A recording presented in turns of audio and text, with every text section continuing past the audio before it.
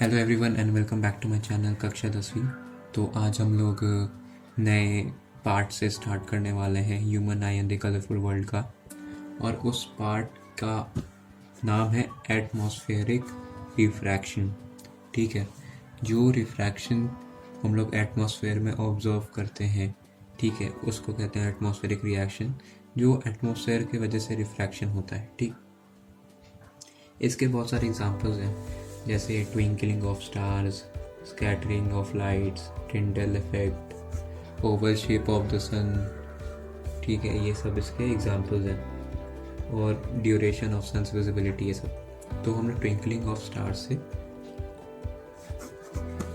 Start करेंगे। तो twinkling of stars में क्या होता है, ये एक स्टार है समझ लो, just imagine this is a star. ठीक है, ये इसका रियल पोजीशन है। ठीक है, ये इसका असली पोजीशन है, ये है स्टार, और ये एक अपेरेंट पोजीशन है। ठीक है, अर्थ का एटमॉस्फेयर ये है, आदमी यहाँ पे है। ठीक है, आदमी यहाँ पे है। अब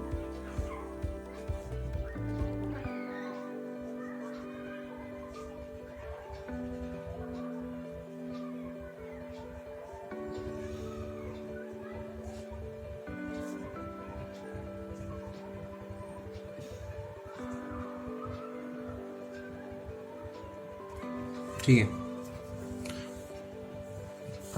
तो AOAM प्लस MB। ठीक है, तो इसमें AM क्या है, AM है इसमें इंसिडेंट रे,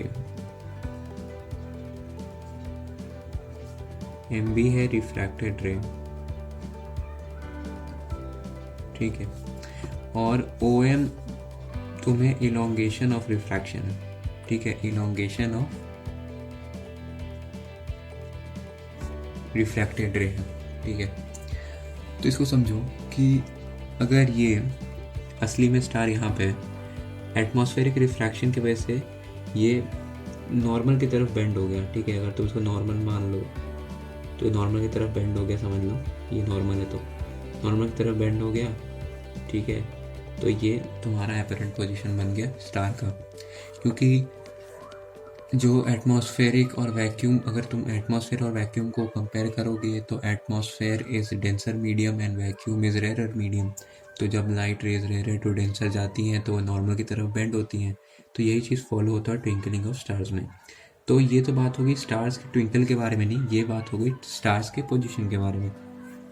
अब ये ट्विंकल क्यों करते हैं, तो कंटिन्यूसली जब ये हमारे आंखों तक पहुंचती है उसके बीच में बहुत बार रिफ्रैक्ट होती हैं। ठीक है, मतलब बहुत बार पार्टिकल से टकराती हैं, जिसके वजह से ये कंटिन्यूस लाइट हमारे आइज़ के पास फॉल नहीं होती। ठीक है, अब ऐसा क्यों होता है, क्योंकि जो स्टार्स होती हैं वो बिल्कुल पॉइंट इमेज बनाती हैं, बिल्कुल बहुत छोटा सा पॉइंट हमें दिखता है। ठीक है, क्योंकि स्टार्स बहुत दूर होते हैं और स्टार्स ल्यूमिनस होते हैं। ठीक है, तो वो बहुत दूर होते हैं, ल्यूमिनस तो होते हैं, बहुत बहुत दूर होते हैं, जिसकी वजह से इनकी जो लाइट आती है वो उतनी अच्छी नहीं आती। ठीक है, उनकी लाइट जो होती है वो उतनी ब्राइट नहीं आ पाती। ठीक है, तो वो पॉइंट साइज दिखती है, क्योंकि जितना दूर ऑब्जेक्ट आएगा तुम्हारा उतना छोटा इमेज बनने वाला है।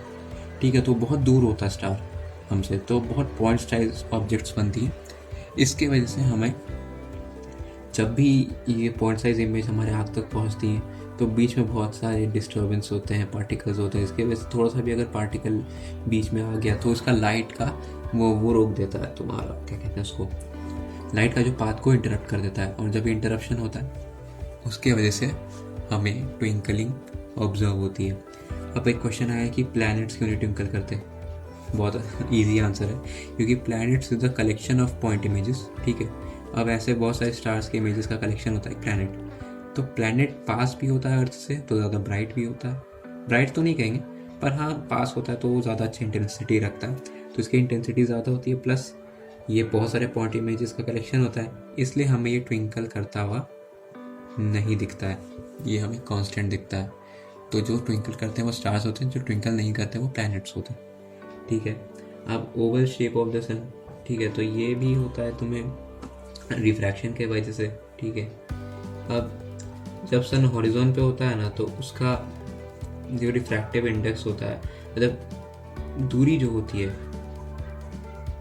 हॉरिजॉन पे तुम किसी चीज़ को रखोगे तो ये दूरी और ये दूरी थोड़ी ज़्यादा होती है, ठीक है। परपेंडिकुलर दूरी सबसे छोटी होती है, डिस्टेंस हम लोग मानते हैं, तो ये दूरी ज़्यादा होती है, ठीक है। अब इसी अनइक्वल बेंडिंग के कारण अलग अलग जगह पे, तो ये शाम में और इवनिंग में, मतलब सॉरी सुबह और इवनिंग में ये दिखाता है हमें अनइक्वल बेंडिंग, जिसके वजह से ये ओवल बन जाता है। अगर तुम्हारे सर पे रहेगा बिल्कुल गोल दिखेगा, मतलब 90 डिग्री पे रहेगा ना ये, तो ये बिल्कुल गोल दिखेगा। लेकिन जितना तुम इसको 180 के पास जाओगे, ठीक है, जितना नॉर्मल से दूर जाओगे दोनों तरफ, वो उतना ओवल होता जाएगा, और शाम में ये हमें बिल्कुल ओवल दिखता है।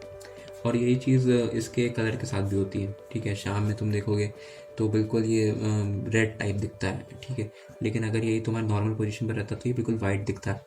तो ये चीज़ होता है सन के साथ। अब ड्यूरेशन ऑफ सन्स विजिबिलिटी तो मैंने बता दी, ठीक है, ओवर शेप बताई थी। ड्यूरेशन ऑफ सन विजिबिलिटी ज़रूरत तो नहीं है, लेकिन बता देता हूँ। ये पीरियड ऑफ विजिबिलिटी होता है, sun increases by 2 minutes in the morning और 2 मिनट इन द इवनिंग। तो असली में सन डूब गया होगा, हॉरिजॉन के नीचे चला गया, समझो यहाँ चला गया सन, लेकिन अपेरेंट पोजीशन से तो वो अभी भी यहाँ पे, तो +2 मिनट्स यहाँ, ठीक है। और असली में यहाँ है, लेकिन हमें यहाँ दिख रहा है, तो +2 मिनट्स यहाँ, ठीक है। तो ये +2 मिनट्स का अंतर आता है सन के हमें दिखने में, ठीक है। अब स्कैटरिंग ऑफ लाइट बहुत ईजी है। स्कैटर कैसे लाइट होता है? लाइट तभी स्कैटर होता है जब उसके बीच में, उसके पाथ के बीच में कोई पार्टिकल आता है। जब पार्टिकल आ जाता है तो लाइट रेस स्कैटर होती है। तो जिसकी कम मतलब जिसकी वेवलेंथ कम होती है वो सबसे ज़्यादा स्कैटर होता है, जिसकी ज़्यादा होती है वो सबसे कम स्कैटर होता है। तो सबसे कम वेवलेंथ होती है वायलेट की, और सबसे ज़्यादा वेवलेंथ होती है रेड की। तो रेड सबसे कम स्कैटर होता है, वाइट सबसे ज़्यादा स्कैटर होता है, ठीक है। अब इसी से रिलेटेड एक टिंडल इफेक्ट है। तो टिंडल इफेक्ट का मतलब होता है जब पाथ ऑफ लाइट हमें विजिबल हो। पाथ ऑफ लाइट विजिबल हमें कब होती है? जैसे एक सोच लो, एक रूम है जिसमें पूरा फॉग है, बीच में एक होल कर दो, वहाँ से लाइट जा रहा है, तो तुम उसके बीच के पार्टिकल्स देख पाओगे, जहाँ से लाइट जा रहा है ना उसके अंदर के पार्टिकल्स देख पाओगे। तो इसी चीज़ को हम लोग कहते हैं टिंडल इफेक्ट, ठीक है। और इसके एग्जाम्पल होते हैं कैनोपी। कैनोपी क्या होता है? जब फॉरेस्ट में बड़े बड़े ट्रीज़ होते हैं, ठीक है, बहुत सारे ट्रीज़ होते हैं, अब बीच में से लाइट जाती है, तो जो लाइट आती है ना, और जो डस्ट होती है, वो डस्ट पार्टिकल्स तुमको दिखते हैं लाइट के, मतलब तुम लाइट के रे को आइडेंटिफाई कर पाते हो, लाइट के पाथ को आइडेंटिफाई कर पाते हो। इसी चीज़ को कहते हैं टिंडल इफेक्ट, ठीक है। इसी चीज़ को कहते हैं टिंडल इफेक्ट। अब ब्लू कलर ऑफ स्काई मैं बता दूँ, बहुत ईजी है, क्योंकि जो कलर जितना ज़्यादा स्कैटर होगा वो उतना असर दिखाएगा, ठीक है। तो ब्लू लाइट सबसे ज़्यादा स्कैटर होता है, ठीक है, क्योंकि स्कैटरिंग ऑफ सन, तो मॉलिक्यूल्स ऑफ एयर में भी मतलब फाइन पार्टिकल्स होते हैं, ठीक है। तो जो इफेक्टिव होते हैं, जो शॉर्टर वेवलेंथ का लाइट को ना रिफ्रैक्ट नहीं करते, स्कैटर कर देते हैं। तो जिसकी वेवलेंथ शॉर्ट होती है उसको वो लोग स्कैटर कर देते हैं, ठीक है। और ब्लू लाइट की जो वेवलेंथ है वो रेड लाइट से तो कम है, ठीक है, इसलिए मैक्सिमम स्कैटरिंग ब्लू कलर की होती है, इसलिए हमें स्काई ब्लू दिखती है, ठीक है। क्योंकि सबसे ज़्यादा ब्लू कलर हमारा स्कैटर होता है, रेड नहीं हो पाता, रेड तो होता ही नहीं, स्कैटर बहुत कम होता है। इसलिए किसी डेंजर सिग्नल पे देखोगे वो रेड होता है, ताकि वो स्कैटर ही ना हो और दूर तक दिख जाए, इसलिए हम लोग ब्लू यूज़ करते हैं, ठीक है। तो ब्लू यूज़ नहीं करते हैं, तो रेड यूज़ करते हैं किसी भी सिग्नल्स या वार्निंग पे, लेकिन ब्लू यूज़ करते हैं स्कैटर करने के लिए किसी चीज़ को। तो सबसे ज़्यादा लाइट स्कैटर जो होती है वो ब्लू कलर की लाइट होती है, इसलिए हमें स्काई भी ब्लू ही दिखता है, ठीक है। और वो रेड कलर वाला तो मैंने बता ही दिया, क्योंकि हम लोग जानते हैं कि अगर ये यहाँ पे सन अगर हमसे होराइजन पे है या होराइजन के आसपास है, तो ब्लू कलर तो स्कैटर हो जाती है हमारे आँख तक पहुँचने तक। जो लाल कलर होती है वो स्कैटर नहीं होती, इसलिए वो हमारे आँख तक पहुँच जाती है।